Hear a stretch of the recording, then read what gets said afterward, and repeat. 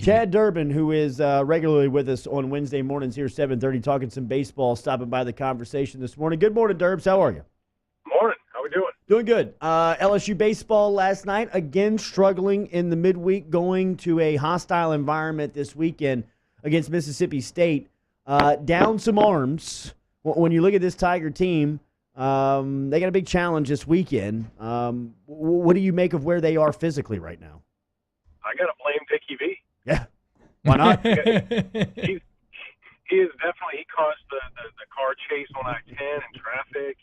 He caused this anemic offense right now to go out there and put up a donut against McNeese.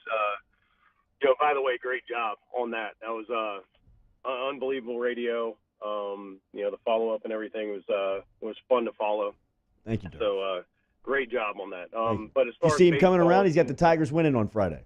I know. I heard that in the first segment. Hey, look, sometimes those old guys, they just need to be stood up a little bit. That's right. Just to be called out on their crap, and then they're like, those boys were right probably in Denver.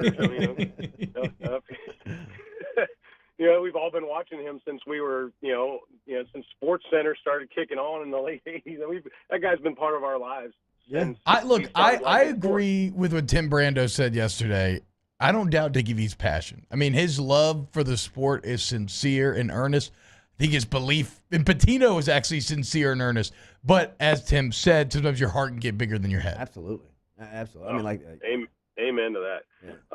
But as far as baseball goes, I think I said it last week. This is very typical of LSU baseball in the Maneri era.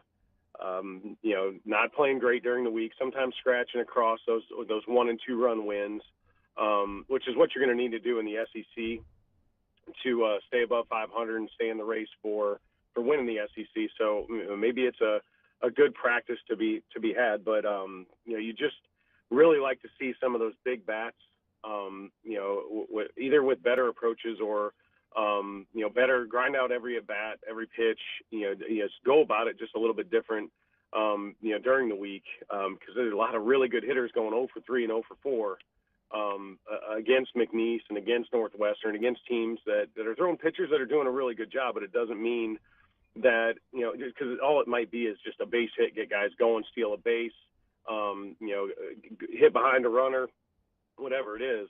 And I'm not the hitting coach by any means. I just know even when I was going really well pitching, sometimes all it took was a really tough 7 or 8 pitch at bat.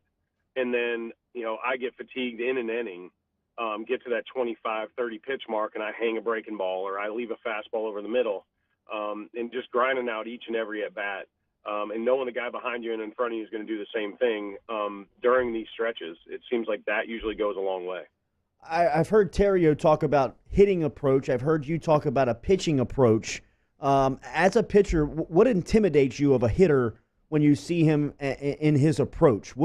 It seems like when I hear Terrio talk about the struggles of this offense, it seems like he doesn't like the way that they approach the plate in their at-bats.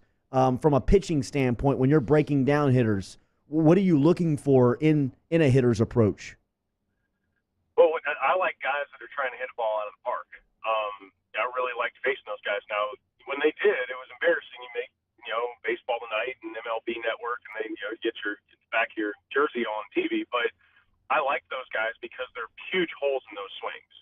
And if you can pick them apart and execute, you can go out there and get outs. But the guys that Terry was one of those guys that I really didn't – if there were 2 or 3 of those guys spread out through a lineup and then a couple power guys mixed in with those types of hitters, and meaning by Terrio – is he's not going to swing at balls out of the zone.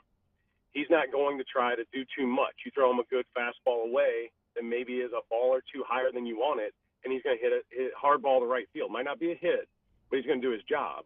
And he gets into his 2-strike approach, and he's not trying to do too much. He's really got a good idea of the strike zone, balanced approach at the plate. If you throw him in, he might pull it foul. He might hit a ball to left.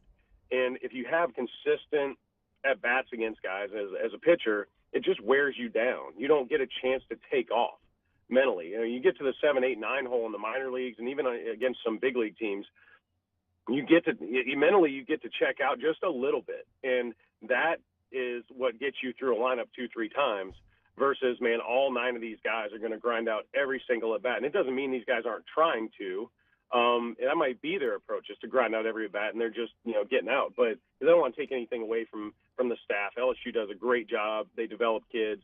But at the same time, maybe it's buy-in. Maybe it's, guys reading a little bit too much of the media to start the season, and now they've got to build it back up. But yeah, the Terrio approach, those types of guys, the Chase Utleys, and especially when you got to guys like Mike Trout, who have that type of approach and also hit for power. I mean, we're talking a whole different level of baseball there. But if a Daniel Cabrera and Josh Smith, if those guys are having that type of at bat every time up there, as a pitcher, you just can't breathe. And that usually yields 3, 4, 5 runs. And we've been pitching well enough to win those games. Talking to Chad Durbin, former World Series champion here on Off the Bench, 104.500, 94.7 ESPN. Chad, one of the disappointing parts of this LSU team thus far has been some of the defensive play behind the plate. Have not thrown a lot of runners out.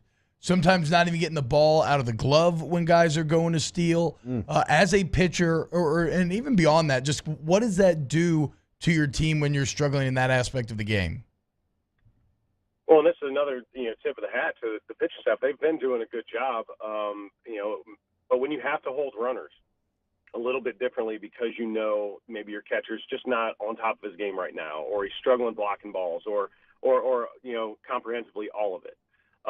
It does put extra pressure on you. I had a rookie catcher in Cleveland in 2011, and it felt like I've spent so much brain power trying to manage him and manage, my approach with hitters and everything else. It just kind of got a little bit overwhelming, and my stamina, my endurance wasn't the same, and you just kind of wonder, why am I leaving balls over the plate? Why am I doing this? And I think that's what happens with regards to the combination, the battery between the catcher and the pitcher there.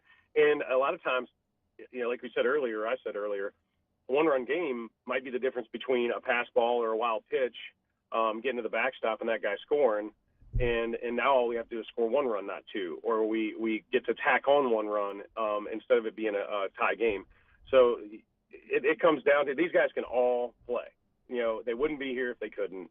Getting back to the simple of it, as a catcher, as a pitcher, as an infielder, as an outfielder on the defensive side of the ball, it's early work. It's getting into the cage and say, hey man, turn the machine on. I'm going to do 200 of these transfers. As a catcher, I'm going to go out to second base and work on just my feet and my hands working again outside of my gear. Whatever it is that worked for you as a youth player, maybe tap back into that and then get back into the college, the collegiate LSU mode. But, man, it all comes down to throwing spaghetti against the wall and seeing what sticks. How am I going to get better? And what I'm doing now isn't working. So I'm either going to be the guy that keeps doing the same thing and expect a different result, or I'm going to change and I'm going to adjust and I'm going to tap into every guy that's ever played at LSU and put on a glove and a hat, and I'm going to ask them, hey, what can I do? What can I do to get better? What have you done in the past? So, the resources are there. LSU has them.